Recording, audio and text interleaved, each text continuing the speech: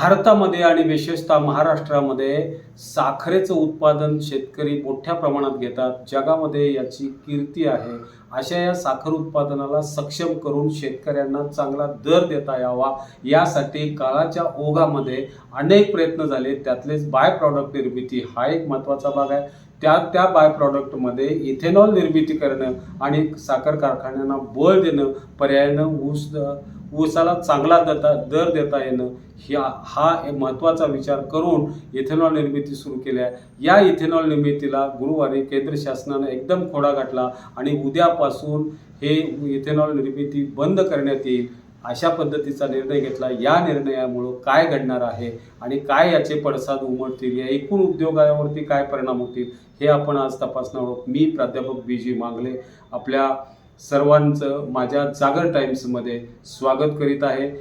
माझा व्हिडिओ आपल्याला जर आवडला असेल तर सदर व्हिडिओ हा लाईक, शेअर आणि सबस्क्राईब करा ही विनंती. आपल्या देशामध्ये साखरेचं उत्पादन हे रेकॉर्ड ब्रेक होत आहे. चालू वर्षी पाऊस पण कमी झाल्यामुळं ऊसाची उपलब्धताही कमीच आहे. त्यामुळं साखर उत्पादनही कमी होणार याची काळजी जशी साखर कारखानदारांना आहे तशी ती शासनाला सुद्धा होती आणि शासनानं सुद्धा या संदर्भात घेतलेले जे निर्णय आहेत हे कमी साखर उत्पादन होईल या अंदाजानं, या अपेक्षेनं घेतलेले आहेत. साखरेच्या पासून आपल्याला मिळणाऱ्या उत्पन्नातून ऊस उत्पादक शेतकऱ्यांना चांगला दर देता यावा यासाठी या साखर उद्योगात जे अनेक प्रकारचे प्रयत्नांनी जे प्रयोग केलेले आहेत त्याच्यामध्ये उपउत्पादन हा एक महत्त्वाचा भाग आहे. ऊसाला दर चांगला देता यावा यासाठी कारखाने इथेनॉल, मोलॅसिस, वीज निर्मिती अशा अनेक प्रकारचे बाय प्रॉडक्ट करतात. साखर कारखाने हे 2-3 महिने नाही तर बारमाही चालू राहावेत की जेणेकरून उत्पादनाचा खर्च जो आहे हा मिनिमम राहील यासाठी हे साखर कारखाने प्रयत्न करत असतात.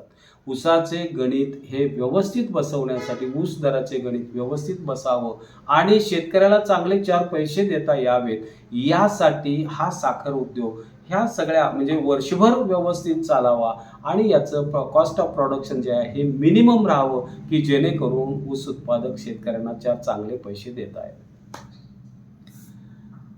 यासाठी जो इथेनॉलचा निर्णय घेतला त्या इथेनॉलमध्ये 10% इथेनॉल पेट्रोलमध्ये मिक्स करायचं आणि हे ऊसापासून इथेनॉल तयार करायचं. परिणामी 10% तेवढं पेट्रोल किंवा पेट्रोलियम पदार्थाची आयात ही घटणार होती. म्हणजे केंद्र शासनाच्या फायद्याचा हा निर्णय होता. चालू वर्षाचं जे टार्गेट ठेवण्यात आलं होतं ते 20% हा इथेनॉल वाढवायचं 20% आणि तेवढं 20% पेट्रोलमध्ये हे मिक्स करायचं अशा पद्धतीचं टार्गेट घेण्यात आलं होतं. सगळं काही व्यवस्थित सुरू होतं. थोडे साखर कारखाने योग्य वेळी म्हणजे नोव्हेंबरपासून सुरुवात होण्यामध्ये काही शेतकरी संघटनांचा विरोधही झाला. काही शेतकरी संघटनांनी ऊस दरासाठी आंदोलनही केली. पण आता हे सगळं व्यवस्थित चालू आहे अशी परिस्थिती आली असताना अचानकपणे गुरुवारी केंद्र शासनानं निर्णय असा केला की उद्यापासून इथेनॉल बंद, इथेनॉल प्रोडक्शन करायचं नाही. अरे असं कसं बंद करता येईल? मला 2 गोष्टी विचाराव्याशा वाटतात. तुम्हाला साखरेचं उत्पादन कमी होतंय चालू वर्षी अशी भीती वाटल्यानं तुम्ही निर्णय घेतलाय का? मला तसंही वाटत नाही. कारण काय परिस्थिती आहे, चालू गळीत हंगाम सुरू होण्यापूर्वी साखर आधीच उपलब्ध आहे. चालू गळीत हंगामाचं साखर उत्पादन आहे 325 लाख टन आणि जर चालू वर्षाचा एकूण जर का ग्राहकाकडून येणारी सगळ्या प्रकारची म्हणजे व्यक्तिगत असेल, घरगुती असेल किंवा व्यापारी असेल ही टोटल कन्झम्पशन आहे 290 लाख मेट्रिक टन. म्हणजे हे जर गणित बघितलं तर पुढील गळीत हंगामापर्यंत आपल्याकडं बऱ्यापैकी साखर ही शिल्लक राहणार आहे. असं असताना केंद्र शासनानं इथेनॉलकडे जाणारा जो ऊस होता हा थांबवून तो पुन्हा सगळा साखरेकडे पाठवावा असं म्हणण्यापाठीचा उद्देशच समजत नाही. कारण 35 लाख मेट्रिक टन एवढा ऊस हा इथेनॉलसाठी वापरण्यात येणार होता, तो एकदम कमी करून कसा बसा 10 लाख मेट्रिक टनापर्यंत येईल. का हा निर्णय घेतला? तर ह्या निर्णयाचं स्पष्टीकरणच काही समजत नाही, अशा पद्धतीची परिस्थिती आहे. आज या निर्णयामुळं साखर कारखानदार केवळ अडचणीत आले असं नाही, कारण हे साखर कारखाने हे उद्या ऊस दर चांगला देऊ शकणार नाहीत. पर्यायानं शेतकरी सगळे अडचणीत येतील. शेतकऱ्याचं कौटुंबिक गणित आणि बजेट सगळं बिघडून जाईल. कारण ऊस या व्यापारी पिकावरती अवलंबून असणारा महाराष्ट्रातला प्रचंड मोठ्या प्रमाणात शेतकरी आहे. काय परिस्थिती होती? तुम्ही आज इथेनॉलचा निर्णय ज्यावेळेला 10% 20% केला, त्यावेळेला देशाची परिस्थिती अशी होती की इथेनॉल निर्मितीचे कारखाने सुमारे 450 कारखाने निर्माण झाले. 75,000 कोटीवर इन्व्हेस्टमेंट गेली.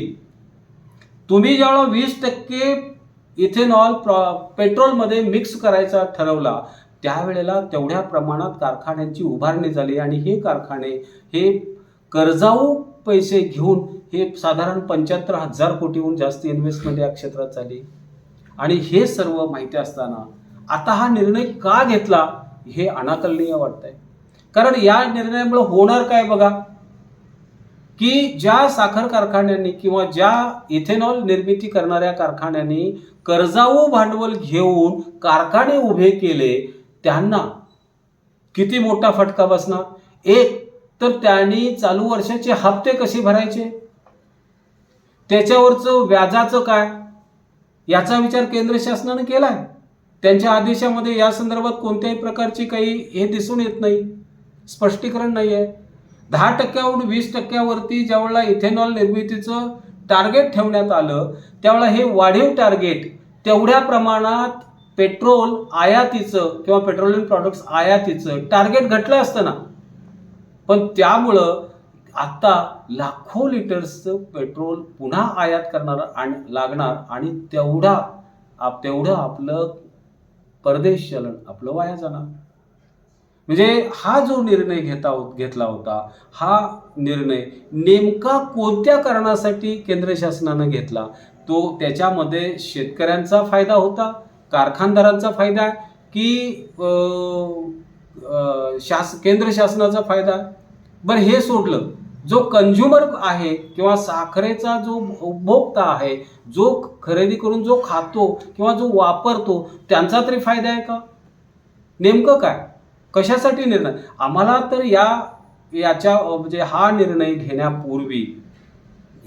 घेण्यापूर्वी बरं, साखरेचं उत्पादनाचं म्हणजे हा जो इथेनॉल बंदीचा अचानकपणे घेतलेला निर्णय हा तुघलकी स्वरूपाचा आहे का? पुरेसा विचार करून घेतलेला निर्णय आहे का? तर मला तर असं वाटत नाही. कारण या निर्णयातून काय साध्य होणार? 2024ला या देशाच्या निवडणुका होऊन या देशाची सत्ता कुणाकडे जाणार आणि सत्ताधाऱ्यांना ती पुन्हा भारतीय जनता पार्टीला ती पुन्हा आपल्याच ताब्यात राहण्यासाठी यांनी केलेला हा उपद्व्याप आहे का? कारण मला असं वाटतंय की ह्या 2024च्या निवडणुकीला सामोरे जात असताना आम्ही जे साखर या कंझ्युमर प्रॉडक्टमध्ये या सगळ्या लोकांना लागणाऱ्या उत्पादनामध्ये प्रचंड स्वस्ताईची आम्ही कमाल करून टाकली, असं तुम्हाला या सगळ्यांना दाखवायचं आहे का? काय आहे नेमकं कारण? हे सगळा म्हणून मी म्हणतो की हा केंद्र शासनानं घेतलेला जो निर्णय आहे हा सर्वांना अडचणीत आणणार आहे. म्हणजे त्याच्यामध्ये ऊस उत्पादक शेतकऱ्यांना अडचणीत आणणारा, कारखानदारांना अडचणीत आणणारा, त्यानंतर स्वतः शेतकऱ्यांना अडचणीत आणणार आणि मध्यमवर्गीय काय तुम्हाला फुकट द्या म्हणत नाही. तो खरं तर साखर हा जो प्रॉडक्ट आहे, ही जी वस्तू आहे, या उद्योगामध्ये साखर कशा पद्धतीनं खाल्ली जाते किंवा त्याचा वापर कसा आहे हे ज्यावेळेला बघत जातो आपण, त्यावेळेला असं लक्षात येईल की 15% साखर केवळ खाण्यासाठी वापरतात, 85% साखरेचा वापर हा उद्योग व्यवसायासाठी आहे. शेतकऱ्यांच्या मुळावर उठलेला हा जो निर्णय आहे, केवळ शेतकरीच नाही तर कारखानदार, शेतकरी आणि देशहित या सगळ्याला मारक असणारा जो निर्णय आहे, हा निर्णय म्हणजे तुघलकी निर्णय आहे. हा तात्काळ मागं घ्यावा अशा पद्धतीची मागणी केवळ शेतकरीच नाही तर शेतकऱ्यांचे प्रतिनिधी म्हणून आमदार खासदारसुद्धा करतील किंवा या क्षेत्रात काम करणारे जे चळवळीशी संबंधित नेते शेतकरी संघटनेचे राजू शेट्टी यांनी सुद्धा अशा पद्धतीची मागणी केंद्र शासनाकडे केली आहे. तात्काळ हा निर्णय रद्द करावा आणि साखर उद्योगाला तारावं अशा पद्धतीची ही मागणी आहे. माझा आजचा हा व्हिडिओ आपल्याला जर आवडला असेल तर लाईक, शेअर आणि सबस्क्राईब करा आणि यावरती आपल्याला मी घेतलेला किंवा या केलेल्या माझ्या विचारावर आपल्या काय कमेंट्स आहेत ह्यासुद्धा जरूर मला पाठवावा. धन्यवाद.